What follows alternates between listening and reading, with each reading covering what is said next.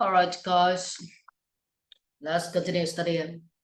And here, that we have like first we will teach everything in English, and then after we finish teaching everything in English, is the right time for us to explain everything in Vietnamese again in the next class. So after we finish studying in everything in English, it's going to be the class where we will help you to find the answers to these exercises. And when we help you to find the answers to these exercises, we are going to use Vietnamese. So here, don't be worried because you need to study everything in English first. English, okay, listening, English, okay, studying is going to help you remember the words. If you just study everything by Vietnamese first, it's going to be very hard for you to improve your English skills. Here, let's get back to the sentence where we stop. Once securely in control of the bandits, once safely in control of the bandits, or once 100% able to control the bandits, the Dutch went to work protecting the new investment. What is the new investment? Let's continue reading so that you will understand what the new investment is. They concentrated all nutmeg production into a few easily guarded areas, uprooting and destroying any trees outside the plantation zones. You guard somewhere, it means you are a security man, security guy to guard a place. It means that you will watch over the place. You make sure that nobody will come inside your place. That is the word guard. When you guard a place, it means you become a security man of that place. And when you are a security man, what is your job? Your job is you have to work to watch over the place to make sure that nobody will get close to your place. Nobody will come to your place. That is the word guard. Guard, guarded, guarded. They concentrated on nutmeg production. They target on nutmeg manufacturing into a few easily guarded areas. It means that they place their nutmeg factory in just a few areas where they hire their security men. That is what they mean. So they locate all their nutmeg factories in their guarded areas. Uproot, it means they will use a very big machine in order to get the tree out of the soil. So when you use a machine to get the tree out of the soil, you will see the root of the tree. So if you see the root of the tree, and this kind of action of taking the tree out of the soil is called uproot. When you uproot the tree, it means you will take the tree out of the soil. That is uproot. Destroying any trees outside the plantation zones. Destroy every tree outside the nutmeg production zones. Plantation is like a factory zones. Anyone caught growing a nutmeg seedling or carrying seeds without the proper authority was severely punished. Anyone caught growing, it means that if the Dutch governments see anyone growing a nutmeg tree, a nutmeg seedling, they will punish that person. Caught. You use the word caught. It's like the policeman catch you because you steal something from the supermarket. because you don't pay money, but you steal the candies from the supermarket. So the police catch you. And you can also use the second word to say it. You are caught by the police. Here they use passive voice in this sentence. Anyone caught, it means anyone who is caught by the government because they grow a nutmeg seedling tree. What is seedling? The tree has flowers, and from the flowers, you can have the seed. People grow trees from seed. It's like if you want to grow a banana tree, you need to go to the market to buy the seed of the banana, seed, SEED. So that is, it's like the original piece, okay, of the tree in order for you to put into the soil, and you need to fertilize the seed in order for the seed to grow bigger into a big tree. That is the word seed. Here the nutmeg seedling, it means that nutmeg seeds are going to be all over the place, and if the government catch anyone grow the nutmeg trees, they will catch them, they will catch those people.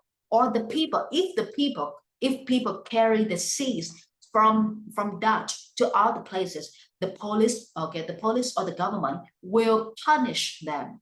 So that is what they want to say in this sentence. First, nutmeg seedling, it means you steal the seed and you try to grow the nutmeg tree inside your house.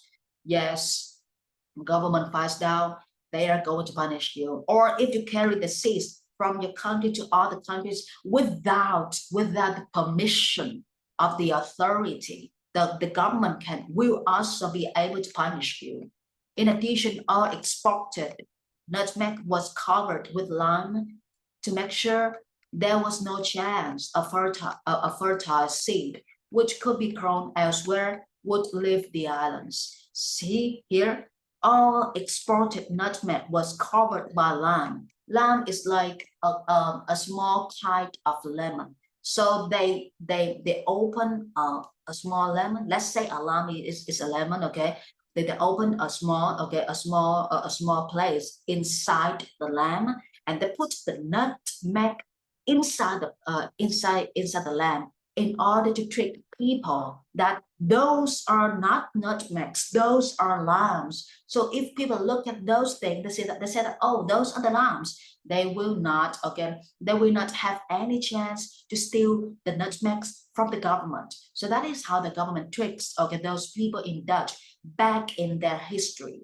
All exported nutmeg was covered with lime to make sure there was no way, there was no chance a fertile seed, okay, grown elsewhere, grown, okay, in other places would leave the islands. That is what they want to say. So here you look at the sentence, you see that to make sure, after make sure you have a very long sentence. And here they say, they use the sentence, there was no chance, or there was no way, never, ever. Anyways, no way, okay, there was no way a fertile seed will be grown, will be cultivated in other places, will be able to leave the islands of Banda. That is what they want to say. There was only one obstacle, there was only one difficulty. Difficulty, simple. Obstacle, very challenging difficulty. Some kind of difficulties that require you to have proper skills, or some kind, or higher EQ or higher IQ in order to solve that. So that is what they use about obstacles. Here, there was only one obstacle to Dutch domination. Yeah, this is domination, not domino, right? Dutch domination means that Dutch control, Dutch power, like Vietnam, like for example, people from every place dominate Ho Chi Minh City. It means that people from all places in Vietnam, okay, come to Ho Chi Minh City and they dominate. It means the number of the central parts of Vietnam are also in Ho Chi Minh City, or the big numbers of the north of Vietnam are also in Ho Chi Minh City. That is what they use the word dominate. Something dominates other thing, or a person dominates something. It means that that person controls everything about those kind of things. That is it. There was only one big, large difficulty to Dutch or get control. One of the Band Islands. So what is the Dutch, okay, what is the difficulty? Let's consider reading. One of the Banda Islands, a sliver of land, Karan. Sliver of land, it means that a small area of land that is, okay, the name of it, that is run, okay? Only 3 kilometers long by less than 1 kilometer wide. By less than, don't need to pay attention. First, the length. How long is it? Is it 3 kilometers long? By less than, it means that, okay, it less than. Don't pay attention to the word by, just less than, okay, less than 1 kilometer wide. It means that smaller than 1 kilometer wide. So wide here, it means how big, the wide. This is the length is 3 kilometer, but the wide, okay, big, the big size is smaller than 1 kilometer. That is how you understand the size of it. Was under the control of the British. So what is under control of the British? Looking back of this sentence, we see the subject is one of the Banda Islands. This is the main subject. But one of the Banda Island, what is one here? It is run. Run. What is run here? It is sliver of land. And how big is run? How big is this place? It is 3 kilometers long, and about the wide, it is smaller than 1 kilometer. That is how you try to train your brain to understand everything in detail, smaller details and smaller ones. After decades of fighting for control of this tiny island, the Dutch and the British arrived at a compromise settlement. Compromise settlement. You can think of what settlement is like. Okay, British and Dutch, let's sit down all together and let's have a talk instead of fighting. We will start fighting and let's have a talk. So when you start fighting, you have a talk. You have like a negotiation. You have a discussion with your partner without fighting, without starting a war. Without starting a war, that is a compromise settlement. Compromise, it means a very intense, a very serious settlement. The Treaty of Breda. What is Treaty of Breda? What is Treaty of Breda? That is the name of the settlement. That is the name of the event. What is the event right here? The event here is okay, the Dutch and the British sits together at the table and they start to negotiate, they start to discuss in order not to have a fight anymore.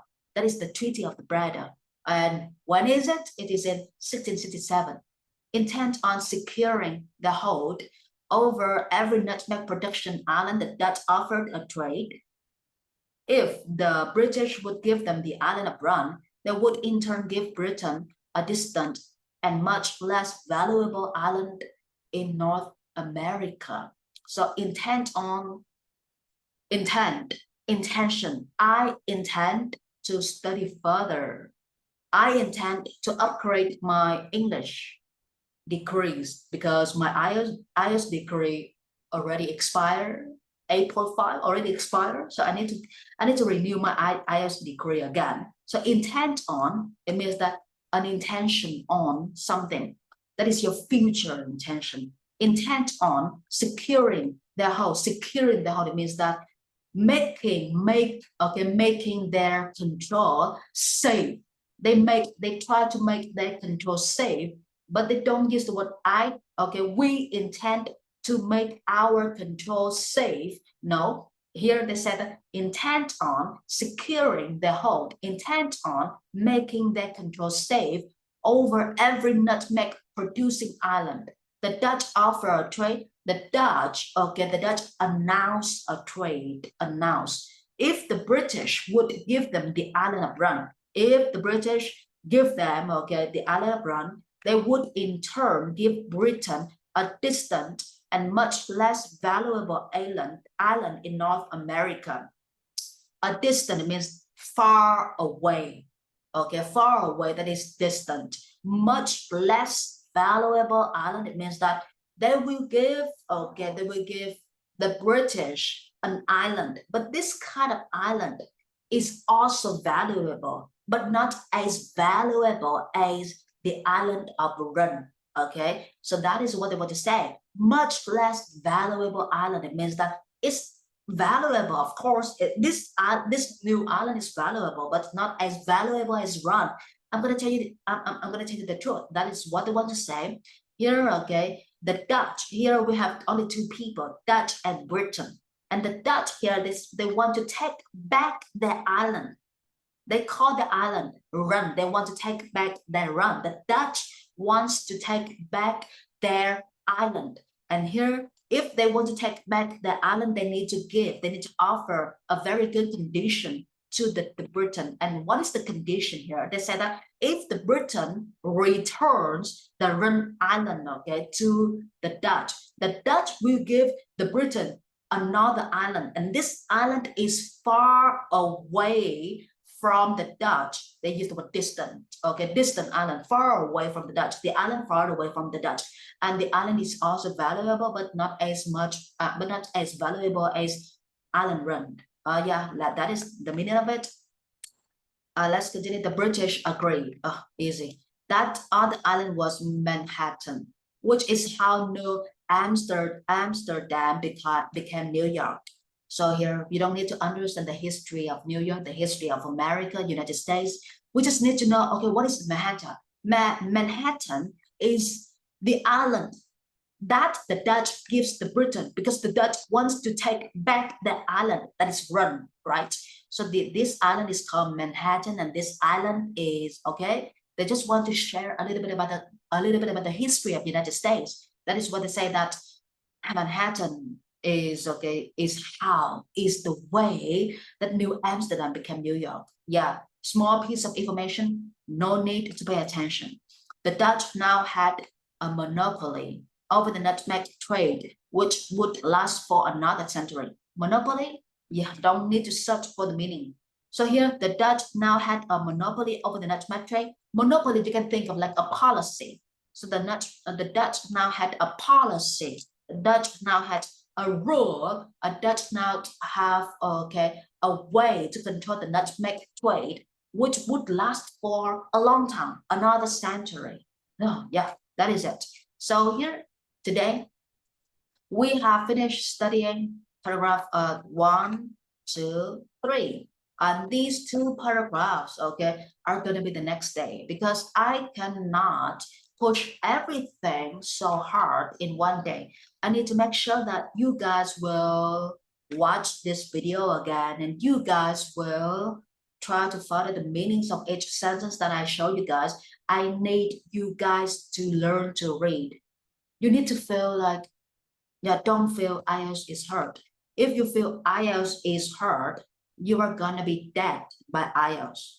IELTS is the easiest exam compared to Cambridge. We have two kinds of easiest exams in English. First, easy exam, TOEIC. Second, easy exam, IELTS. If you study, okay, you study speaking, writing, reading, okay, listening, you study 4 skills every day. It's very easy for you to get IELTS 5.0 to 5.5 or 6.0. But if you stop studying, if you stop practicing in one day, your score is gonna, yeah, it's gonna go down. Or yeah, that is it. So after you study with me, try to read the paragraph again and try to understand it. And of course, try to check out your answers, whether it's right or wrong. This book, okay, you see that this book, we have like 147 pages. And you also have, okay, the results, the keys, okay, the keys are at the end of the book. So after you complete the test, you can check out your answers to see whether you are right or wrong. So please try your best. All right. So here I need to stop because you guys studying, you guys have studied too much, lots of information from me. So please guys, If you have time, watch the video again. If you have time, try to read. Reading, listening, speaking, writing, all four skills must be practiced every day. Don't stop in 3 months. After 3 months, it's easy for you to get the IELTS. Okay, beyond 6, very easy. So, all right, thank you so much. Tomorrow we have another class, and I'm gonna send you guys my videos.